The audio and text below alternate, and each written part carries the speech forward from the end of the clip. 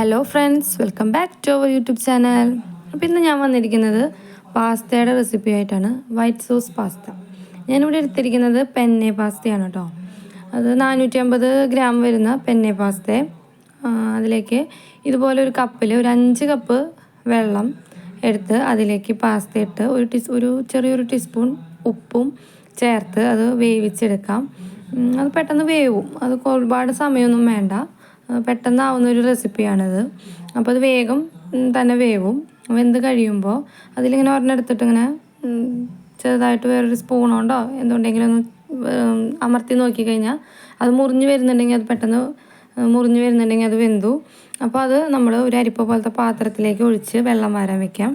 പിന്നെ ഇതിന് ബാക്കി ആവശ്യമുള്ള സാധനങ്ങൾ എന്ന് പറയുന്നത് പാല്, 2 ടീസ്പൂൺ കുരുമുളക് പൊടി, 2.5 ടീസ്പൂൺ ക്രഷ്ഡ് ചില്ലി, ഒരു 5-6 വെളുത്തുള്ളി കുനുകുന അരിഞ്ഞത്, പിന്നെ സ്ലൈസ് ചീസ്, പിന്നെ ഒരു 3 ടേബിൾ സ്പൂൺ മൈദപ്പൊടി, പിന്നെ ബട്ടർ.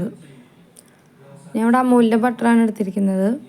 പിന്നെ കസൂരി മേത്തി എന്ന് പറയുന്നത് ഉലുവയുടെ ഇല ഉണക്കിപ്പൊടിച്ചതാണ് കേട്ടോ. അതിന് ശേഷം നമ്മൾ അടുപ്പത്ത് ഒരു പാൻ വെച്ചിട്ട് ചൂടാവുന്നവരെ വെയിറ്റ് ചെയ്ത് അതിലേക്ക് നമ്മൾ ബട്ടർ ചേർത്ത് ബട്ടർ ഇങ്ങനെ മെൽറ്റ് ആവുന്ന വരെ നമ്മൾ അതിനിങ്ങനെ ഇളക്കി കൊടുക്കുക.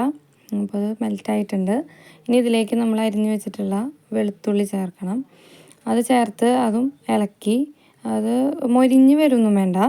അതിൻ്റെ എന്താ പറയുക, ചെറിയൊരു സ്മെല്ല് വരും അത് നന്നായി ചൂട് കയറി കഴിയുമ്പോൾ.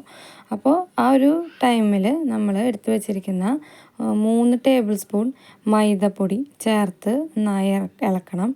അത് ചേർക്കുമ്പോൾ തന്നെ നമ്മളതിൻ്റെ കൂടെ ഇളക്കണം, അല്ലെങ്കിൽ അത് കട്ടയാവും. അത് കട്ടയില്ലാത്ത തരത്തിൽ നമ്മളത് നല്ലപോലെ ഇളക്കി ഉള്ള കട്ടകളൊക്കെ നന്നായി ഉടഞ്ഞ് എല്ലാം കഴിഞ്ഞ് കഴിയുമ്പോൾ നമ്മളതിലേക്ക് പിന്നെ പാലാണ് ചേർക്കുന്നത്. ഞാനിവിടെ 1 ലിറ്റർ പാലാണ് ചേർക്കുന്നത്. അപ്പോൾ ആ പാല് ചേർത്ത് നല്ലപോലെ നല്ലപോലെ ഇളക്കി അത് യോജിച്ചതിന് ശേഷം നമ്മൾ അതിലേക്ക് ബാക്കിയുള്ള ഇൻഗ്രീഡിയൻസൊക്കെ ചേർക്കണം. അപ്പോൾ അത് കുറച്ച് കഴിയുമ്പോഴത്തേക്കും അതൊന്ന് കുറുകി വരും. അപ്പോൾ അതിലേക്ക് നമ്മൾ 2 ടീസ്പൂണോളം ഉപ്പ്, ഒരു 4 ടീസ്പൂൺ പഞ്ചസാര, ഇത് രണ്ടും ചേർത്ത് നല്ലപോലെ ഒന്ന് ഇളക്കി പിന്നെ അതിലേക്ക് നമ്മൾ എടുത്ത് വെച്ചിരിക്കുന്ന കുരുമുളക് പൊടി ചേർത്ത് ഇളക്കണം. അത് കഴിഞ്ഞ് നമ്മൾ ക്രഷ്ഡ് ചില്ലി അതും ചേർത്ത് ഇത് രണ്ടും ചേർത്ത് നല്ലപോലെ മിക്സാക്കി ഇളക്കി എടുക്കുക.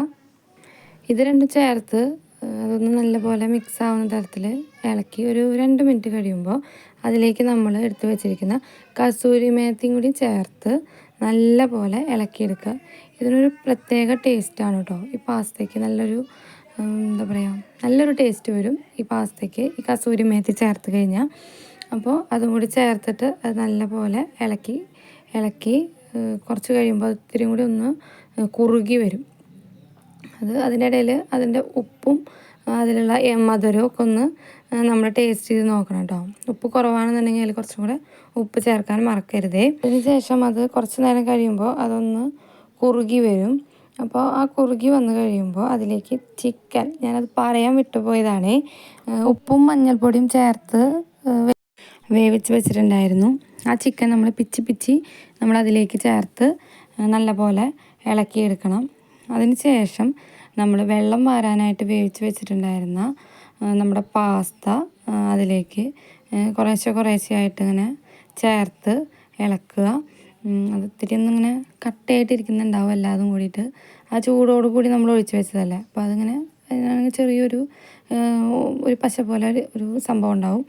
അപ്പോൾ നമ്മൾ അതിലേക്ക് അത് ചേർത്ത് നല്ലപോലെ ക്രീമി ആയിട്ടുള്ള നമ്മുടെ വൈറ്റ് സോസിലേക്ക് നമ്മൾ പാസ്തേനെ ഇട്ടിട്ട് നല്ലപോലെ ഇളക്കുക.